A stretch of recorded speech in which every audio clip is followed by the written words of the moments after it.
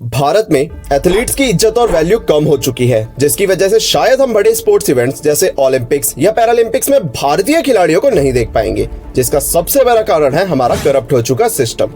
देखिए, जनवरी 2023 से ही हमारे देश के बड़े रेसलर्स जैसे बजरंग पुनिया, साक्षी मलिक, विनेश फोगाट और देश के बहुत से एथलीट्स जिन्होंने देश के लिए दुनिया के बड़े स्पोर्ट्स इवेंट से कई बार मेडल जीत के लाए हैं, वो आज दिल्ली के जंतर मंतर पर प्रोटेस्ट कर रहे हैं, क्योंकि उनके द्वारा रेसलिंग फेडरेशन ऑफ इंडिया के प्रेसिडेंट और बीजेपी के एमपी बृजभूषण सिंह के ऊपर ये आरोप लगाए जा रहे हैं कि उन्होंने बहुत सी फीमेल रेसलर्स को सालों से सेक्सुअली हरास करा है, जिसकी वजह से 7 फीमेल रेसलर्स ने बृजभूषण और उनके कोचेस के खिलाफ दिल्ली में एफआईआर भी दर्ज करवाने की कोशिश करी, लेकिन दिल्ली पुलिस ने उनकी एफआईआर लिखने से ही मना कर दिया था, जिसकी वजह से उन्होंने सुप्रीम कोर्ट जाने का फैसला करा, जिसके बाद दिल्ली पुलिस ने बृजभूषण सिंह के खिलाफ एफआईआर दर्ज करी। और तो और रेसलर बजरंग पुनिया ने दिल्ली पुलिस पर यह आरोप तक लगाए कि दिल्ली पुलिस ने धरने को कमजोर करने के लिए इलेक्ट्रिसिटी और वाटर सप्लाई तक को बंद कर दिया है। रेसलर्स का ये कहना है कि इन फीमेल रेसलर्स के साथ हैरेसमेंट आज से नहीं बल्कि 2012 से करी जा रही है, जिसमें से कई इंसिडेंट तो बृजभूषण सिंह के बंगलों पर भी हुए हैं।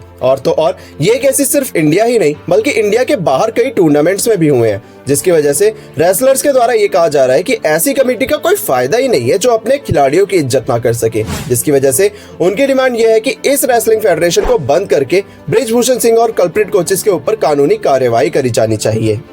जनवरी में ये प्रोटेस्ट सामने आने के बाद से ही कई बड़े खिलाड़ी इस प्रोटेस्ट से जुड़ने लगे हैं और ये प्रोटेस्ट सोशल मीडिया पर भी वायरल होने लगा है। लेकिन अफसोस कि इतने बड़े खिलाड़ियों के सड़क पर उतरने के बावजूद हमारी मीडिया ने इस मुद्दे को जनवरी से लेकर अप्रैल तक नहीं दिखाया, और इवन अभी भी आपको कुछ ही चैनल्स ऐसे मिलेंगे जो रेसलर्स के प्रोटेस्ट पर बात कर रहे हैं। अब ऐसा क्यों है, इसका रीजन आप भली भांति जानते हैं। खैर, जब सरकार ने इस मुद्दे पर सुनवाई करी तो उन्होंने रेसलर्स को ये उम्मीद दी कि इस केस की जांच बारीकी से होगी और साथ ही इसके जांच के लिए कमेटी बनाई जाएगी जिसको female boxer Mary Kom lead करेंगी। और हुआ भी यही, 23 जनवरी को कमेटी बनाई गई, जिसके बाद से रेसलर्स ने कमेटी पर विश्वास करते हुए प्रोटेस्ट को जनवरी एंड में खत्म कर दिया। लेकिन जब 5 अप्रैल को कमेटी ने अपनी report ministry of youth affairs के सामने पेश करी तो उसमें बृजभूषण को क्लीन चिट दे दी गई। अब आप जरा सोचिए कि अगर इतने सारे बड़े खिलाड़ी सिर्फ एक पर्सन के ऊपर इतने गंभीर आरोप लगा रहे हैं तो उन आरोपों के सच होने की संभावना बहुत ज्यादा बढ़ जाती है, क्योंकि कौन ही बड़ा खिलाड़ी अपने करियर को दांव पर लगाकर इन नेताओं के खिलाफ आवाज उठाएगा। और इसी वजह से रेसलर्स ने इन्वेस्टिगेशन प्रॉपर्ली ना करे जाने का आरोप लगाते हुए इस प्रोटेस्ट को अप्रैल में फिर से शुरू कर दिया। बट आप जरा सोचिए कि आज हमारी सरकार कितनी करप्ट हो चुकी है, जिसको बस वोट बैंक और राजनीति के सिवाय कुछ नहीं दिखता। सरकार के बड़े बड़े नेताओं पर ही ऐसे गंभीर आरोप लगाए जाते हैं। अब इस केस में तो फेमस रेसलर्स के जुड़ने की वजह से बीजेपी के नेता की असलियत लोगों को पता लग पाई, लेकिन आप सोचिए ऐसे ही कितने सारे नेता देश में बहुत से क्राइम्स करते होंगे और हमारी गोदी मीडिया के उन मुद्दों को ना कवर करने की वजह से हमें उन केसेस के बारे में पता ही नहीं लगता होगा। अभी हाल ही में सामने आए सतपाल मलिक के मुद्दे से भी सरकार की गंदी राजनीति का बड़ा खुलासा करा गया, लेकिन उसको भी हमारी गोदी मीडिया ने कवर नहीं करा। वो तो शुक्र है आज के समय में सोशल मीडिया का, जो एक ऐसा जरिया बन चुका है जिससे हमें असलियत का पता लग जाता है, वरना इंडियन मीडिया तो आज के समय में 100 में से 99 खबर बस बीजेपी के गुणगान के दिखाती है। आप खुद सोचिए कि जब इतने बड़े रेसलर्स के प्रोटेस्ट करने की खबर तक हम लोगों को 3 महीने बाद दिखाई जाती है तो आम जनता जो ऐसे नेताओं से परेशान होगी उनका सच तो कभी हमारे सामने आता ही नहीं होगा। यार कसम से ये मीडिया के टॉपिक पर बात करते हुए ना मेरा खून खौल जाता है। खैर, अगर आप ऐसी ही ट्रुथ स्प्रेडिंग वीडियोस पसंद करते हैं तो ये चैनल आपके लिए ही बनाया गया है, क्योंकि यहाँ देश के असली मुद्दों पर सच्ची बात करी जाती है। तो ऐसी वीडियोस देखने के लिए हमें सब्सक्राइब करें।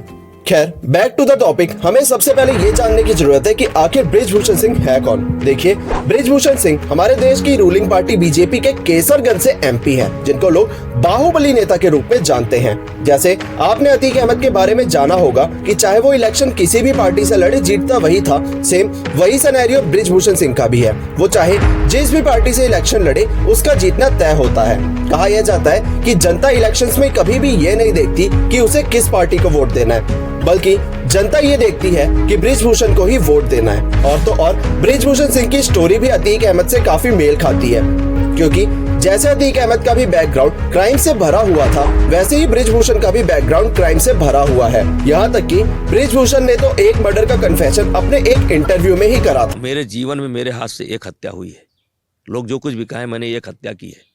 रविंदर को जिस आदमी ने मारा है, मैंने हाथ छुड़ा करके और उसको तुरंत राइफल से उसके पीठ पर रख करके मार दिया। तो आप सोचिए कि कितने सारे क्राइम्स ऐसे होंगे जिनके बारे में हमें पता ही नहीं है। तो अब आप खुद समझ गए होंगे कि आखिर क्यों इन 7 फीमेल रेसलर्स ने अपने आइडेंटिटी को छुपाया, क्योंकि उन्हें डर था कि बृजभूषण जैसे पावरफुल आदमी के खिलाफ अगर वो अपनी आइडेंटिटी दिखाकर जंग लड़ेंगी तो उन्हें जस्टिस तो मिलने से रहा और तो और उनकी जान तक को खतरा हो सकता है। और इसी वजह से ये पूरा प्रोटेस्ट शुरू करा गया और इतने बड़े बड़े खिलाड़ियों ने इसे सपोर्ट करा। तो अगर हम बात करें कंक्लूजन की, तो आज के समय में हमारे देश में इस हिसाब का करप्शन हो चुका है कि अगर ऐसे ही चलता रहा तो वो दिन दूर नहीं है कि जब लोगों का भरोसा लॉ एंड ऑर्डर से उठ जाएगा और लोग कानून अपने हाथों में लेना शुरू कर देंगे। सरकार को ये चाहिए कि वो देश में लॉ एंड ऑर्डर को मेंटेन करके रखे और देश में हर फील्ड में डेवलपमेंट करे, लेकिन हमारी सरकार सिर्फ और सिर्फ जरूरी मुद्दों को छुपाकर धर्म की राजनीति करने में लगी रहती है, जो कि बहुत ही ज्यादा गलत है और लोगों को इससे बचना भी चाहिए और सिर्फ सच का साथ देना चाहिए। खैर, अगर आपको ये वीडियो पसंद आई है तो लेफ्ट वाली वीडियो को भी चेकआउट करें, क्योंकि लेफ्ट वाली वीडियो में हमने इंडियन मीडिया के बारे में बहुत से खुलासे करे हैं। तो इसी मैसेज के साथ मैं आपसे अलविदा लेता हूं। उम्मीद है कि आपको वीडियो पसंद आई होगी। जय हिंद, जय भारत।